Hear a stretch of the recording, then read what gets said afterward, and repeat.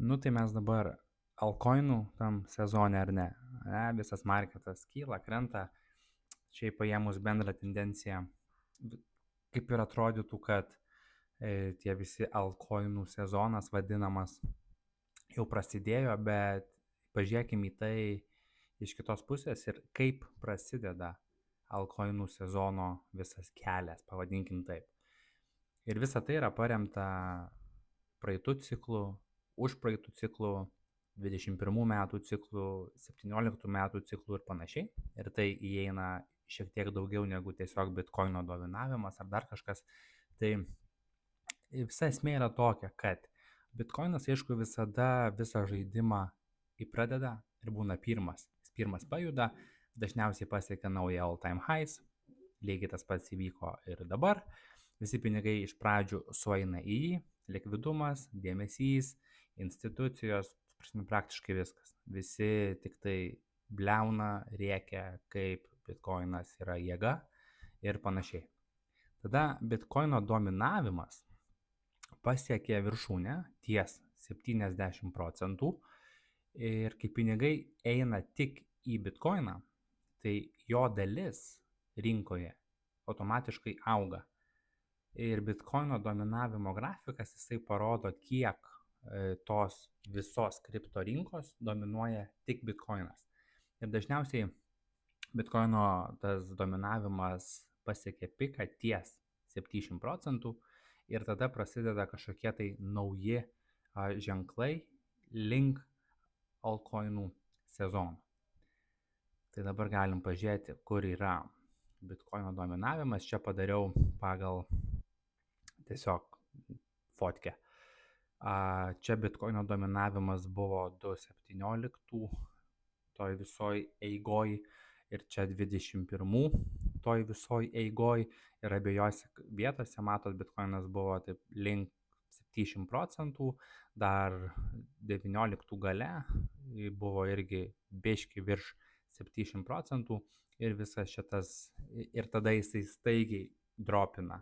Ir kai jisai staigiai dropina, tada ir prasideda tas vadinamas altcoinų visas judėjimas, eteris prasimuša ir panašiai. Ir dabar mes esame ties 62% dominavime ir buvom pasipykinę link 6. Tai tokia visa šita erdvė ir zona, tokia pakankamai validuoja tą norą ir tą skaičių, kad esam link altcoin sezono, bet mano manimu dar ne. Dar esam per anksti paėmus makro vaizdą ir paėmus visą bendrą marketo vaizdą. Tai manau, kad bitkoinas dar turi vietos pasispausti ir tik tada matyti tą tokį staigų didelį kritimą. Gal ir ne, bet taip iš bendro vaizdo manau, kad dabartinį marketą vadinti pilnai altcoin sezonu, čia dabar jau viskas bullish, dar manau biški gal per anksti.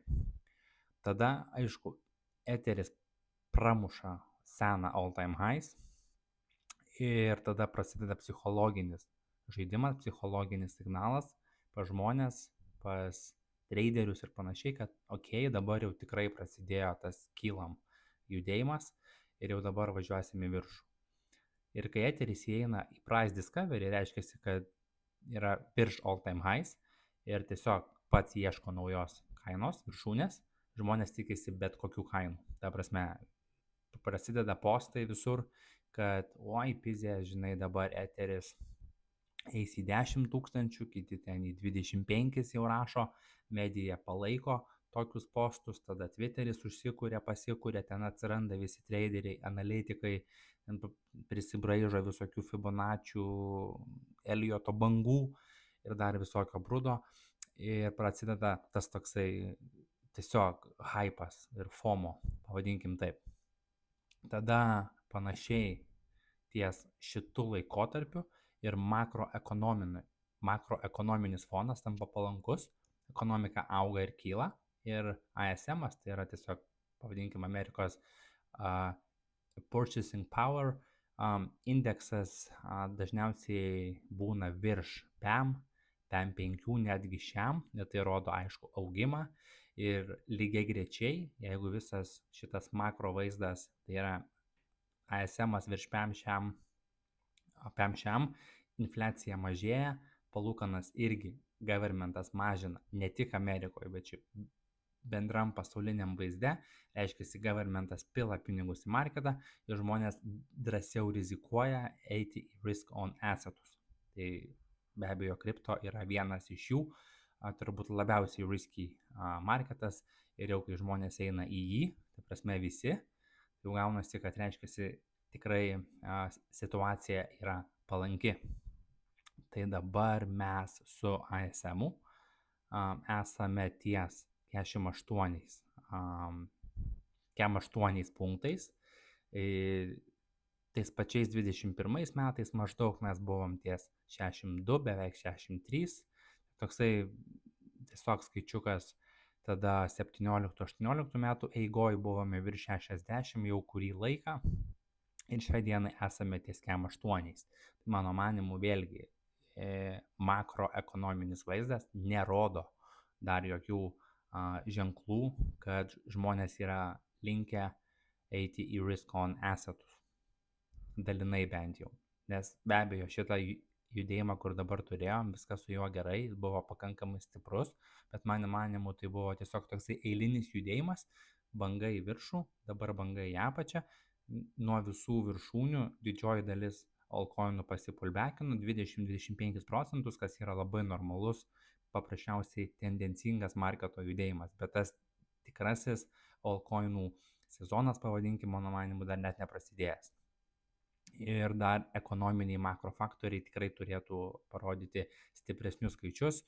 Fedas yra tiksliau bus priverstas mažinti palūkanas, bet kokiu atveju greičiausiai rugsėjo mėnesį jau kitos pasaulio vietos po truputį pradėjo mažinti palūkanas ir be abejo visas makro vaizdas po truputį formuojasi link altcoin sezono, bet dar nėra ten, kur jisai turėtų būti. Tada pinigai keliauja į top 25 altus, plus minus 25, ta prasme į didžiausius altcoinus, tai eteris kyla, pinigai iš BTC pradeda judėti į topinius altcoinus ir atsiranda retailai, tie, kurie nori greito pelno. Tai retailai yra tiesiog tokie eiliniai standartiniai žmonės, kurie nedalyvauja markete daug laiko, daug metų, o tiesiog kažkur pradeda visi viską matyti, viskas kyla, visi šneka, einu ir aš. Tai čia yra retailas, kurie nori greitų pinigų. Tada įsijungia medija ir FOMO sprogsta. Google paieškos, šoka į viršų, visi googlina, kripto, BTC, ETH, bla bla bla. Ir visas Google trendas irgi rodo kilimą į viršų. Ir iš tikrųjų būtent dabar panašiai ir yra šitas terminas how to buy crypto. Kaip matote, per paskutinės 90 dienų pasauliniu mastu gauna vis didesnį augimą. Čia turėjom didžiausią, tai būtent tuo metu marketas ir labai smagiai važiavo į viršų, tada viskas pasidropino ir dabar vėl po truputėlį grįžta. Tai visas šitas how to buy crypto irgi yra geras elementas. Tai Google trenduose galite ieškoti how to buy crypto, BTC, ETH, altcoins ir panašiai. Ir kai matote, kad susidomėjimas per paskutinės, tarkim, 90 dienų minimum pradeda augti, tai reiškia, kad retailas pradėjo domėtis. Visokios babos, močiutės, taksistai, kirpėjai irgi pradeda rašyti į Google, kaip čia tą kriptą dabar nusipirkti. Ir įsijungia medija, visi influenceriai, reklamos ir tavo kirpėjas irgi pradeda klausinėti, ką čia manai apie šitą coiną, apie šitą, čia meme coinas, visokie skemai, ponzi, visokiausi projektai vaidentis pasaulyje pradeda ir tas visas FOMO tiesiog sprogsta ir visi pradeda varyti.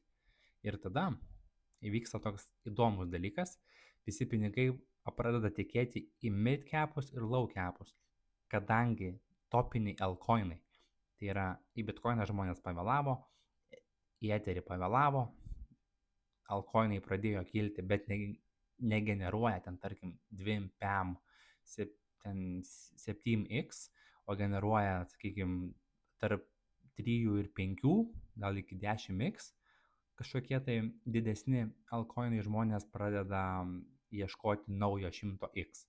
Visi nori kuo greičiau ir kuo daugiau. Ir prasideda spekulacijos šou. visokie dodžai, pepės, visokie šūtkoinai ir visos kitos šiukšlės marketo tiesiog kyla į viršų. Viskas tiesiog kyla. Kad ir kokį šūdą esi nusipirkęs, kažkokį mimkoiną, skemerį, ponzi, piramidės, viršūnės, nežinau, viską, ką perki, viskas važiuoja į viršų. Šitas altcoinų sezonas, kuris bent jau lygtais artėja, gal nebus toks, gal nebus antiek expensive, kad čia viskas absoliučiai šaus į viršų, bet mano manimu jis bus labai neblogas, nes bus paskutinis. Ir po jo prasidės reguliacijos, prasidės visos finansinių paymentų sistemų pakeitimai pasaulyje ir visas tas nonsensas, meme-coinai ir visokios tos nesąmonės, tiesiog tokie eiliniai standartiniai projektai tiesiog išnyks. Bet prieš tai dar turėtumėm gauti labai neblogą tą tokį pušą į viršų. Ir tada vyksta euforija. All time highs visur, visi jaučiasi kriptogenijais, kainos nebepagrįstos niekuom, tiesiog emocijos, visi perka taško šaibas ir visiems viskas atrodo, kad o čia tik pradžia, dabar jau važiuosim čia pėdė į mėnulį. Ir kai šitas dalykas prasideda, tada įvyksta staigus kritimas. Rinka ištinka realybė, rinka perkaista, likvidumas išgaruoja ir tada užtenka vienos blogos naujienos, kažką iš Fedo išgirsti, kažkoks karas, bankrotas, pasaulis griūna, ateiviai nusileido, supizdečino bitkoino kokį nors kasimo aparatą ir, žodžiu, viskas nusprogo. Kažkas tokio, ne? Ir tada visi altai, kuriuose yra daugiausiai pinigų, tą akimirką krenta greičiau ir stipriau negu bitkoinas ar eteris. Tada vyksta panika, viskas raudona, visi parduoda. Ir visi pardavinėja viską, visi spaudinėja sell, visi, kas turi rankas, visi viską pardavinėja. Va taip vyksta su altcoino sezonu. Tai visa tai vyko jau N kartų ir viskas visada kartojasi. Gal ne visada taip pat, bet manau, kad šitą scenarijų suprasti ir žinoti yra naudinga ir sekti situaciją dabar galite ir patys. Tiek iš makroekonominės pusės, tiek bendrai matydami link kur marketas eina. Ir dar vienas tipsas, ką noriu pasidalinti, tai yra Russell 2000, tai yra Amerikos indeksas, bet tai yra mažų įmonių akcijų indeksas. Ir jisai labai dažnai juda kartu su altcoinais. Tai abu šitie sektoriai, tai yra Russell 2000 ir kripto marketas, ypač altcoinų marketas, yra labai spekuliatyvi rinkos dalis. Tai yra taip vadinami risk on assetai. Tai kaip pavyzdys, risk off assetai yra tokie kaip obligacijos Amerikos, auksas ir panašiai. Tai yra risk off assetai, Japonijos jena yra ir skaitoma kaip risk off asset, kaip safe havenas ir panašiai. Tada reiškia marketas, žmonės, investoriai nelinkę į rizikingus assetus ir laiko saugiausias įmanomas investicijas. Ir risk on assetai yra viskas, kas yra spekuliatyvų ir generuoja kažkokią tai didesnę riziką, bet ir maksimaliai didesnę grąžą. Tai tarkim, jeigu S&P 500 yra risk offas, tai Russell 2000 yra risk on.